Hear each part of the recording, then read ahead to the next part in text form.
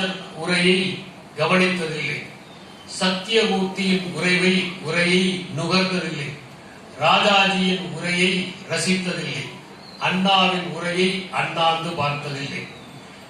திரு ஜீவா மணிக்குமார் அவர்கள் என்னிடம் இந்த நிகழ்ச்சிக்காக அழைப்பு விடுக்க வந்தபோது சின்ன குழந்தைகள் கூட அவரை ஜீவா என்றுதான் அழைப்பார்கள் என்று குறிப்பிட்டார்.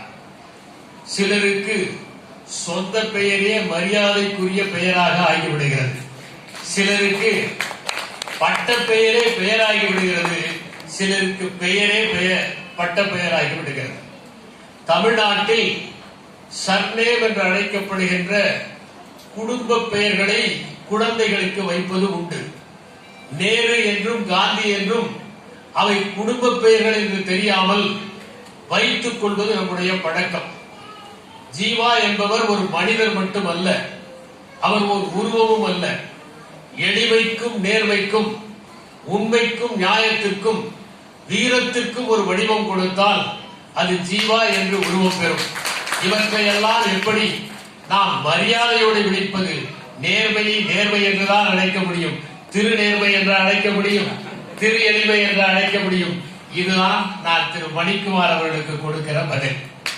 இது போன்ற நிகழ்ச்சிகளில் நாம் கலந்து கொள்ளுகிற போது ஏற்கனவே அந்த தலைவர்களை பற்றி படித்திருந்தாலும் மீண்டும் படிப்பதற்கு ஒரு வாய்ப்பு கிடைக்கிறது என்ற காரணத்தால் அவர்களை பற்றி படித்த நூல்களை மீண்டும் படிப்பதோடு புதிய நூல்களையும் நான் படிப்பதற்கு ஒரு பெரிய வாய்ப்பாக கருதுகிறேன்.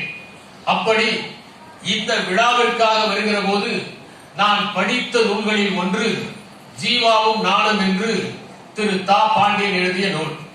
அந்த நூலில் ஜீவா அவர்கள் மறைந்த போது அந்த ஊர்வலத்தில் ஒளிபரப்புவதற்காக அவர் பேசிய ஒளிநாடா ஏதாவது கிடைக்குமா என்று தேடிய போது கிடைக்கவில்லை என்று எழுதுகிறார். சுந்தர ராமசாமி அவர்கள் காற்றில் கலந்த பேரோசை என்கிற ஒரு நூலை எழுதியிருக்கின்றார். ஜீவா அவருடைய உரை காற்றிலே கலந்த பேரோசையாக இருந்தது என்று அவர் குறிப்பிடுகிறார். மேடை பேச்சு என்பது எழுத்துக்களால் மட்டும் ஆனதல்ல, அது சொற்களால் உருவானதும் அல்ல, வாக்கியங்களால் ஆனதும் அல்ல.